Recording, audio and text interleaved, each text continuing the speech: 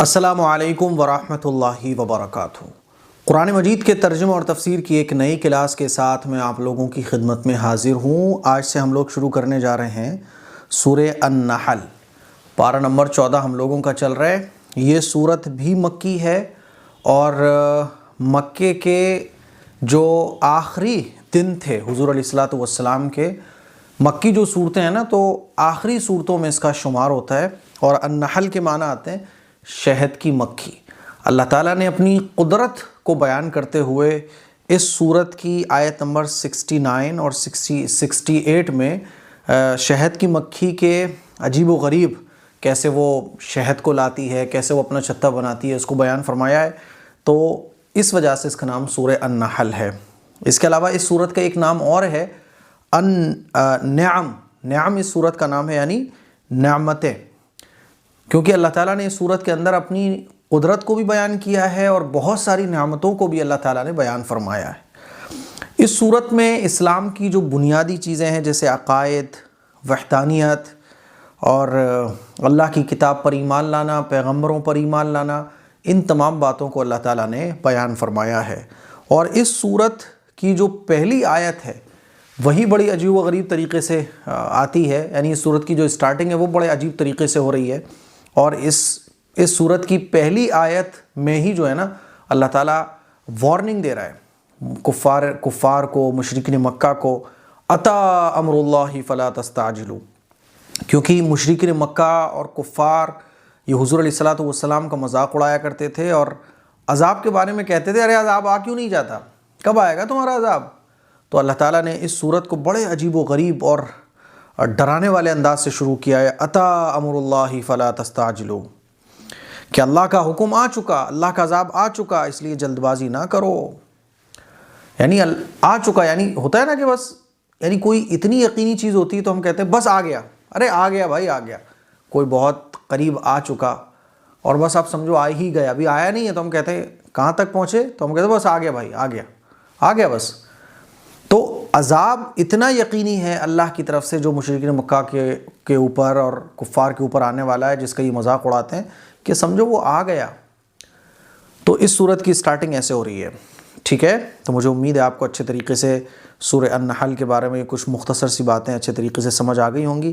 اس سورت کے اندر حسن سلوک، برائیوں سے بچنا اور برائی اور اللہ تعالیٰ کے احکام کے خلاف کام کرنا، ظلم و زیادتی سے بچنے کی تاکید کی گئی ہے، ٹھیک ہے؟ مفسرین نے قرآن مجید کی سب سے جامع آیت، اس کے اندر بہت ساری آیتیں ہیں جس کو مفسرین نے بہت جامع آیت قرار دیا ہے۔ چلیے اب ترجمہ اور تفسیر ہم لوگ پڑھتے ہیں۔ اعوذ باللہ من الشیطان الرجیم، بسم اللہ الرحمن الرحیم۔ اتی امر اللہ فلا تستعجلوہ، اللہ کا حکم آ چکا ہے اس لیے جلد بازی نہ کرو۔ سبحانہ وتعالی عما یشرکون، اللہ کی ذات ان کفر کرنے والوں کے شریک ٹھہرانے سے پاک اور بالا تر ہے، یعنی جن چیزوں کو یہ لوگ اللہ کے ساتھ شریک ٹھہراتے ہیں اللہ کی ذات ان تمام چیزوں سے پاک ہے اور بے نیاز ہے اللہ، کیونکہ یہ اللہ کو تو مانتے تھے مشرکین مکہ، لیکن یہ کہتے تھے کہ اللہ کی خدائی میں یہ بت بھی شامل ہیں۔ ایسا نہیں تھا کہ وہ اللہ کو نہ مانتے ہو، ایتھسٹ ہو، نہیں، وہ اللہ کو مانتے تھے لیکن اللہ کی خدائی میں بتوں کو بھی شریک مانتے تھے۔ تو اللہ تعالیٰ فرما رہا ہے اتا آ گیا، سمجھو بس اللہ کا حکم، امر اللہ، اللہ کا حکم، فلا تستعجلوا تو جلد بازی نہ کرو، بہت تم عذاب کی جلدی مچا رہے ہو، سمجھو اللہ کا عذاب آ گیا بس۔ سبحانہ، اللہ کی ذات پاک ہے، وتعالی اور بلند و بالا ہے، کس سے؟ عما ان تمام چیزوں سے، یشرکون جن کو یہ اللہ کے ساتھ شریک ٹھہراتے ہیں۔ ينزل الملائكة بالروح من أمره على من يشاء من عباده أن أنذروا أنه لا إله إلا أنا فاتقون، اللہ ہی فرشتوں کو وحی یعنی اپنا حکم لے کر جس بندے پر چاہتے ہیں اتارتے ہیں کہ آگاہ کر دو کہ میرے سوا کوئی معبود نہیں، لہٰذا مجھ ہی سے ڈرو۔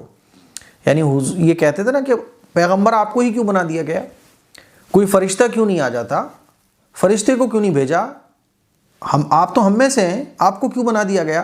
تو اللہ تعالیٰ بیان فرما رہا ہے کہ اللہ جس کو چاہتا ہے اپنے بندوں میں سے پیغمبری کے لیے منتخب فرما لیتا ہے، اور پیغمبر کا جو کام ہوتا ہے وہ یہ کہ اللہ کے حکم کو اللہ کے بندوں تک پہنچانا اور بندوں کو ڈرانا، کس بات سے؟ کہ اللہ کے ساتھ کسی کو شریک نہ ٹھہراؤ، اللہ سے ڈرو، تقوی اختیار کرو۔ اللہ ہی ہے ینزل جو نازل کرتا ہے، ملائکتا فرشتوں کو، بالروح وحی کے ذریعے، یعنی اللہ تعالیٰ ہی ہے جو فرشتوں کو بھیجتا ہے، بالروح فرشتوں وحی کے ذریعے، من امری یعنی اپنے حکم کے ساتھ، علی من جس پر یشاء چاہتا ہے، من عبادی اپنے بندوں میں سے، اللہ اپنی پیغمبری کے لیے جس کو چاہتا ہے منتخب کر لیتا ہے۔ انذروا، اور اللہ تعالیٰ اتارتے ہیں فرشتوں کو، ہے نا، وحی دے کر اپنے بندوں میں سے جس پر چاہتے ہیں، اور پیغمبروں کا کام کیا ہوتا ہے کہ انذروا کہ وہ آگاہ کرتے ہیں، کس بات سے؟ انہو کہ بے شک اللہ، لا الہ نہیں ہے کوئی معبود، الا مگر، انا میرے سوا، یعنی اللہ کے سوا کوئی معبود نہیں ہے، فاتقون تو مجھ ہی سے ڈرو۔ آگے دیکھیے، آگے اللہ تعالیٰ بیان فرماتا ہے، خلق السماوات والارض بالحق تعالی عما یشرکون، جس نے آسمان اور زمین کو ٹھیک ٹھیک پیدا فرمایا، وہ ان کے شریک ٹھہرانے سے برتر ذات ہے، وہ ان کے شریک ٹھہرانے سے بلند و بالا ذات ہے۔ یہ لوگ اللہ کے ساتھ اتنے بتوں کو شریک ٹھہراتے ہیں، اللہ کا ان چیزوں سے کوئی تعلق نہیں ہے۔ کیا یہ غور نہیں کرتے پوری کائنات کے اندر کہ کیسے اللہ تعالیٰ نے سورج، چاند، ستارے، اللہ کی کائنات میں ہی اگر کوئی غور کر لے تو وہ خدا کو پہچان جائے گا کہ وہ اللہ ہے جس نے تمام چیزوں کو اتنی بہترین انداز میں بنایا، اور اللہ نے یہ کائنات خواہ میں نہیں بنائی بلکہ ایک مقصد کے تحت بنائی ہے۔ پوری کائنات کو بنایا انسانوں کے لیے، اور انسانوں کو بنایا اپنی عبادت کے لیے۔ خلقس اس نے پیدا کیا سماوات آسمانوں کو، والارض اور زمین کو، بالحق ایک مقصد کے ساتھ، ہے نا۔ اچھا جی، اللہ نے ٹھیک ٹھیک پیدا فرمایا، بالحق ٹھیک ٹھیک، اور ایک مقصد کے ساتھ۔ مقصد کیا ہے؟ اللہ کی عبادت۔ تعالی اللہ بلند و بالا ہے، اللہ کی ذات برتر ہے، عما ان کاموں سے، یشرکون جن کو یہ شرک کرتے ہیں، جن کاموں کے ساتھ یہ شرک کرتے ہیں، یعنی ان کے شریک ٹھہرانے سے اللہ کی ذات بلند و بالا ہے۔ خلق الانسان من نطفۃ فاذا هو خصیم مبین، اللہ نے انسان کو نطفے سے پیدا کیا، پھر وہ ایک دم سے کھلم کھلا جھگڑنے والا ہو گیا۔ اگر انسان اپنی حقیقت میں غور کرے تو منی کے ناپاک قطرے سے وہ پیدا ہوتا ہے۔ ایک منی کا قطرہ جو میاں بیوی کے ملاقات کرنے کے بعد عورت کے رحم میں جاتا ہے، اور پھر اس سے انسان کی پوری شکل تیار ہوتی ہے، ایک بچہ پیدا ہوتا ہے، پھر بچہ دنیا کے اندر آتا ہے، اور پھر وہ بڑا ہوتا چلا جاتا ہے۔ اگر انسان اپنی حقیقت پر غور کرے تو ایک منی کے غلیظ گندے نطفے سے پیدا ہوا ہے کہ وہ کپڑے پہ لگ جائے تو کپڑا ناپاک ہو جائے، بدبودار، اور یہ انسان بڑا ہونے کے بعد اللہ کے ساتھ شریک ٹھہراتا ہے، جھگڑتا ہے اللہ کی خدائی کے بارے میں۔ اللہ اکبر، اللہ تعالیٰ دیکھیں کیسے بیان فرما رہا ہے، خلق الانسان، اللہ تعالیٰ نے انسان کو پیدا کیا، من نطفہ ایک نطفے سے، فاذا وہ ہوا پھر وہ کیا ہو گیا، خصیم جھگڑنے والا، مبین کھلم کھلا، یعنی بڑے ہو کے پھر وہ جھگڑنا شروع کر دیتا ہے۔ جس اللہ نے اس کو ایسے پیدا کیا وہ اللہ کو بھول جاتا ہے اور اللہ کے ساتھ دوسروں کو خدائی میں شریک ٹھہرانے لگتا ہے۔ اب اللہ تعالیٰ اپنے انعامات کو بیان فرما رہا ہے، اس وجہ سے سورت کا نام نعم بھی ہے۔ وَالْأَنْعَامَ خَلَقَهَا لَكُمْ فِيهَا دِفْءٌ وَمَنَافِعُ وَمِنْهَا تَأْكُلُونَ، اور اللہ نے تمہارے لیے چوپائے بھی پیدا کیے جن میں تمہارے لیے جاڑے کا لباس ہے، بہت سارے فائدے ہیں، اور ان میں سے بعض کو تم کھاتے بھی ہو۔ اللہ تعالیٰ جانوروں کا ذکر فرما رہا ہے کہ دیکھو اللہ تعالیٰ نے چوپائے پیدا کیے تمہارے لیے کہ اس کے ذریعے تم جاڑے کا لباس بناتے ہو۔ بھیڑ، اس کے اندر سے اون نکلتی ہے، اور چمڑے کے لباس، جیکٹیں، کتنی ایسی چمڑے کی چیزیں ہوتی ہیں کہ جس سے آدمی سردی سے بچتا ہے۔ ومنافع، اور بہت سارے فائدے ان جانوروں کے اندر ہیں، اور بہت سارے جانور اس میں سے کھائے بھی جاتے ہیں۔ تو اللہ تعالیٰ بیان فرما رہا ہے والانعام، اور چوپائے، خلقہا، کہ اللہ نے ان کو پیدا کیا تمہارے لیے، لکم تمہارے لیے، فیہا، ان جانوروں کے اندر، دفء، سردی سے بچنے کا سامان ہے، لباس ہے، ومنافع، اور بہت سارے فائدے ہیں، ومنہا، اور اس میں سے بہت سارے جانور ایسے ہیں، تاکلون، جن کو تم کھاتے ہو۔ تو اللہ تعالیٰ نے حرام اور حلال میں بھی فرق کر دیا۔ وَلَكُمْ فِيهَا جَمَالٌ حِينَ تُرِيحُونَ وَحِينَ تَسْرَحُونَ، اور جس وقت تم شام میں ان کو چرا کر واپس لاتے ہو اور جب چرانے لے جاتے ہو تو تمہارے لیے ان میں رونق کا سامان بھی ہے۔ آپ دیکھیں پہلے زمانے میں جانور فخر کا ذریعہ سمجھے جاتے تھے، ہے نا، آج بھی سمجھے جاتے ہیں گاؤں دیہاتوں میں۔ آپ دیکھیے آدمی بھینس کو لے کے جاتا ہے صبح کو اور شام کو چرا کے واپس لاتا ہے، خوشی خوشی، بھینس خرید کے لا رہا ہوں، اتنی 10 بھینسیں ہیں میرے پاس۔ آج بھی آپ دیکھیں گھوڑے کے میلے لگتے ہیں تو لوگ پراؤڈلی بتا رہے ہوتے ہیں، ارے بھائی صاحب ہمارے خاندان میں اتنے گھوڑے ہیں، ارے ہمارے پاس تو اتنے جانور ہیں۔ آج بھی آپ دیکھیں کہ جانوروں کو پالنے میں خوشی ہوتی ہے۔ تو اللہ تعالیٰ بیان فرما رہا ہے لوگ بلیاں پالتے ہیں، کبوتر پالتے ہیں، اور پالتو جانوروں کو پالتے ہیں، بکرے بکریاں پالتے ہیں، شوق ہوتا ہے لوگوں کو۔ تو اللہ تعالیٰ بیان فرما رہا ہے وَلَكُمْ، اور تمہارے لیے، فِيهَا، اس میں، جمال، اس میں کیا ہے تمہارے لیے، اس میں تمہارے لیے، اچھا میں کہیں آگے چلا گیا شاید، اچھا ہاں، وَلَكُمْ فِيهَا، اور اس میں تمہارے لیے، جمال، رونق کا سامان ہے، حین تریحون، جب تم ان کو صبح کو چرانے کے لیے لے جاتے ہو، وحین تسرحون، اور جب تم ان کو، اچھا وحین تریحون، جب تم ان کو چرا کر، جب تم شام میں ان کو چرا کر واپس لاتے ہو، وحین تسرحون، اور جب تم ان کو چرانے لے جاتے ہو۔ تو اس میں تمہارے لیے خوبصورتی کا بھی سامان ہے۔ آج بھی آپ دیکھیں آدمی جس کے پاس گھوڑا ہوتا ہے تو وہ ایسے خوش ہو رہا ہوتا ہے نا، اور اب سواریاں آ گئیں، ایسی عجیب و غریب چیزیں، سواریاں آ گئیں، اب جس کے پاس بائک ہے، سواری ہے، تو اس زمانے میں گھوڑوں کا ذکر فرمایا اللہ تعالیٰ نے، اور آج کے زمانے سواریاں بدل گئی۔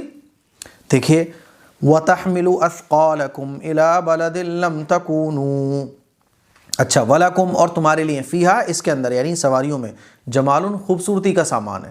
تو اس سے ایک بات یہ بھی پتہ چلتی ہے کہ اگر اللہ کی نعمتوں سے فائدہ اٹھایا جائے اللہ کا شکر کرتے ہوئے تو اس میں کوئی گناہ کی بات نہیں ہے۔ حین تریحون، جب تم ان کو شام کو چرا کر واپس لاتے ہو، وحین تسرحون، اور جب چرانے لے جاتے ہو، وَتَحْمِلُ أَثْقَالَكُمْ إِلَىٰ بَلَدٍ لَمْ تَكُونُوا بَالِغِيهِ إِلَّا بِشِقِّ الْأَنفُسِ، اور یہ چوپائے تمہارے بوجھ ان شہروں تک اٹھا کر لے جاتے ہیں جہاں تم جان کو مشقت میں ڈالے بغیر نہیں پہنچ سکتے تھے۔ یعنی جانوروں کا ایک فائدہ یہ بھی ہے کہ یہ بوجھ ڈھونے کے کام آتے ہیں۔ تو اللہ کا کتنا بڑا انعام ہے کہ ان جانوروں کے اندر تمہاری کتنی فائدے کی چیزیں ہیں۔ اتنے بڑے بڑے جانور تمہارے اشارے پہ چل رہے ہوتے ہیں، ایک جانور بھی اگر بگڑ جائے تو آدمی کا چلنا مشکل ہو جائے گا، لیکن اللہ کی قدرت دیکھو کہ اللہ نے یہ تمہارے تابع کر دیے۔ وَتَحْمِلُ، اور یہ بوجھ اٹھاتے ہیں، اثقالکم، تمہارا بوجھ، الی بلدن، ایک شہر سے دوسرے شہر کی طرف، لم تکونوا، کہ تم نہیں تھے اس قابل، بالغی، کہ تم اس بوجھ کو لے جا سکتے، الا بشق الانفس، مگر مشقت کے ساتھ، یعنی جان کو بشق الانفس، اپنی جانوں کو مشقت میں ڈالے بغیر پاسبل ہی نہیں تھا۔ کیسے لے جائے گا آدمی اتنے بڑے بڑے بوجھ والی چیزوں کو؟ ان ربکم لرؤوف الرحیم، اللہ تعالیٰ اپنی نعمتوں کو بیان کر کے فرما رہا ہے کہ بے شک آپ کا پروردگار نہایت شفیق اور بے حد مہربان ہے۔ کیا ہو گیا انسان کو؟ اتنی تمام چیزوں کو دیکھ کر بھی اسے ہوش نہیں آتا کہ یہ سب کچھ کرنے والی ذات کس کی ہے؟ اللہ کی ہے۔ ان ربکم، بے شک تمہارا پروردگار، لرؤوف، نہایت شفیق ہے، رحیم، اور نہایت رحیم ہے۔ آگے دیکھیے والخیل والبغال والحمیر لترکبوها وزینہ، اور اللہ نے گھوڑے بھی، خچر اور گدھے پیدا فرمائے تاکہ تمہاری سواری اور زینت کے کام آئیں۔ وَيَخْلُقُ مَا لَا تَعْلَمُونَ، اور ایسی چیز بھی پیدا کریں گے جن سے تم ابھی واقف نہیں ہو۔ دیکھو اس آیت کے اندر 1400 سال پہلے اللہ تعالیٰ نے وہ چیزوں کو بیان فرما دیا جو 1400 سال کے بعد آج ہم لوگ دیکھ رہے ہیں۔ چوپایوں کے علاوہ سواریاں چینج ہوئی نا. آج کل گھوڑے پہ سواری کون کر رہا ہے؟ شوق کے لیے لوگ پال رہے ہیں. سواری تو آج کل کار سے ہو رہی ہیں، بائک ہے، ٹرین ہے، ہوائی جہاز ہے، دنیا بھر کی چیزیں ہیں. اللہ نے ان کا ذکر اس سورت کے اندر بیان، اس آیت کے اندر بیان فرمایا. سائنسی چیزوں کو بھی اللہ تعالیٰ نے بیان کر دیا. اگر اللہ تعالیٰ 1400 سال پہلے بیان فرماتا کہ صاحب ایروپلین آئے گا، ٹرین آئے گی، تو کیسے لوگ سمجھ پاتے؟ نہیں سمجھ پاتے. اسی لیے اللہ تعالیٰ نے بیان فرمایا والخیلا، اور اللہ نے گھوڑے پیدا فرمائے، والبغال، اور خچر، والحمیر، اور گدھے اللہ نے پیدا فرمائے تمہارے لیے، لترکبوہا، تاکہ تم اس پہ سواری کرو، وزینہ، اور زینت کے کام. یعنی گھوڑے آدمی پالتا نا بس زینت کے لیے. اور اللہ آگے بیان فرماتا ہے وَيَخْلُقُ، اور اللہ تعالیٰ پیدا فرمائے گا مالا، ان چیزوں کو، لا تعلمون، جو جن سے تم ابھی واقف نہیں ہو. یعنی قیامت تک آنے والی جتنی بھی یہ چیزیں آئیں گی جو سائنس کے ذریعے ایجاد ہو رہی ہیں، اللہ نے سب کو بیان فرما دیا اس آیت کے اندر. 1400 سال پہلے پیٹرول، ڈیزل، مٹی کا تیل، یہ سب زمین کے نیچے تھا، لیکن لوگوں کو پتہ نہیں تھا کہ یہ پیٹرول ڈیزل کس کے کام آئے گا. 1400 سال بعد آپ دیکھ لو کس چیز کے کام آ رہا ہے. پیٹرول ڈیزل کے بغیر یہ سب پاسبل ہی نہیں ہے. بلکہ یہ جتنی بھی چیزیں ہیں، موبائل جن سے بنتے ہیں، نیٹ وغیرہ جن چیزوں سے بنتی ہے، تمام چیزیں زمین سے نکلتی ہیں، ان کی چپیں تیار ہوتی ہیں. اللہ بیان فرماتا ہے وَيَخْلُقُ، اور اللہ پیدا فرمائے گا مالا، ان چیزوں کو، لا تعلمون، جن کو تم ابھی جانتے نہیں ہو. وَعَلَى اللَّهِ قَصْدُ السَّبِيلِ وَمِنْهَا جَائِرٌ، اور سیدھا راستہ اللہ تک پہنچتا ہے، اسی لیے اسی کو اختیار کرو. اور بعض راستے ٹیڑھے بھی ہیں. اللہ بیان فرماتا ہے سیدھا راستہ یہ ہے جو پیغمبر بتا رہے ہیں، بعض راستے ٹیڑھے بھی ہیں، ان سے بچو. وَعَلَى اللَّهِ، اور اللہ ہی کی طرف پہنچتا ہے قصد السبیل، سیدھا راستہ، وَمِنْهَا، اور بہت سارے راستے جائر، ٹیڑھے بھی ہیں. وَلَوْ شَاءَ لَهَدَاكُمْ أَجْمَعِينَ، اور اگر اللہ کو منظور ہوتا تو تم سبھی کو اللہ تعالیٰ ہدایت سے نواز دیتا، لیکن اللہ ہدایت سے نہیں نوازتا جب تک بندہ نہ چاہے. وَلَوْ شَاءَ، اور اگر اللہ چاہتا، لَهَدَاكُمْ، تو تم سب کو اجمعین ہدایت دے دیتا. لیکن اللہ یہ تب دیتا ہے جب بندہ چاہتا ہے. بندے کی چاہت پر ہے سب کچھ، ورنہ پھر انسان مجبور نہیں ہو جاتا. بھائی مجھے اگر اللہ تعالیٰ بھیج دیتے تو میں روبوٹ نہیں کہلاتا. میں کہتا کہ اللہ نے تو مجھے کوئی اختیار ہی نہیں دیا، میرا اس میں مطلب مجھے تو مجبور بنا دیا ہے کہ میں جیسے ایک مشین ہوتی ہے نا، وہ بھاگتی رہتی ہے جب تک سوئچ بند نہیں کرو گے، تو پھر میرا کیا کمال ہوتا. تو اللہ تعالیٰ بیان فرما رہا ہے کہ اگر اللہ چاہے تو سب کو ہدایت دے دے، لیکن اللہ ایسا نہیں کرتا، کیونکہ دنیا میں اللہ نے امتحان کے لیے بھیجا ہے. تو یہ آج کا ایک رکوع ہمارا کمپلیٹ ہو گیا. مجھے امید ہے آپ کو اچھی طریقے سے سمجھ آ گیا ہوگا. اس کلپ کو شیئر کریں، دوسروں تک پہنچائیں. السلام علیکم ورحمۃ اللہ وبرکاتہ.